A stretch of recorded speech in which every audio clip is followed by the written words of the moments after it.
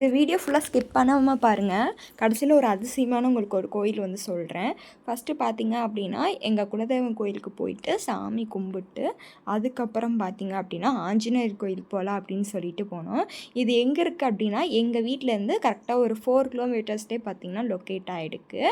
இதோட ஆஞ்சநேயர் கோயிலில் சிறப்பம்சமே என்னென்னு பார்த்தீங்க அப்படின்னா, ஆஞ்சநேயர் வந்து தானாகவே வந்து முளைச்சி வந்திருந்தார். அந்த ஸ்டோரியெல்லாம் பார்த்தீங்க அப்படின்னா, நான் லாங் வீடியோவில் வந்து உங்களுக்கு நான் வந்து பொறுமையாக ஷேர் பண்ணுறேன். இவர் வந்து பார்த்திங்கன்னா, நான் சின்ன வயசில் இருக்கும்போது சின்னதாக இருந்தார். அதுக்கப்புறம் பார்த்திங்கன்னா, கொஞ்சம் கொஞ்சமாக வளர்ந்து இப்போ ஓரளவுக்கு பெருசாக இருக்கார். இப்போ வந்து பார்த்திங்க அப்படின்னா, இவரோட உத்தரவுனால தான் பார்த்திங்கன்னா, ஆஞ்சநேயர் கோயில் கட்டினாங்க. பக்கத்தில் வந்து பார்த்திங்கன்னா, ஒரு சிவன் கோயிலும் கட்டினாங்க.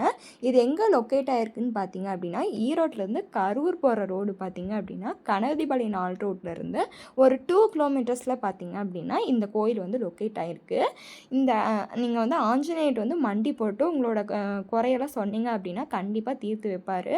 ரொம்ப நாள்பட்ட எனக்கு வந்து இந்த பிரச்சனை இருக்குது அப்படின்னா நீங்கள் கண்டிப்பாக வந்து இந்த கோயிலுக்கு வந்து வரலாம். ஞாயிற்றுக்கிழமை பார்த்திங்கன்னா அன்னதானமும் போடுவாங்க. சிறப்பு பூசையும் இருக்குது. வாரத்தில் 7 நாளும் பார்த்திங்க அப்படின்னா அவருக்கு வந்து பூசை பண்ணுவாங்க. நீங்கள் எந்த டைம் வேணாலும் நீங்கள் வந்து பார்த்திங்க அப்படின்னா வரலாம். கண்டிப்பாக வந்து விசிட் பண்ணி பாருங்கள். இப்போ தான் ரீசெண்டாக பார்த்திங்கன்னா இவருக்கு வந்து கும்பாபிஷேகமும் ஆச்சு. நான் டீட்டெயில்டாக பார்த்திங்க அப்படின்னா உங்களுக்கு வந்து லாங் வீடியோவில் சொல்கிறேன்.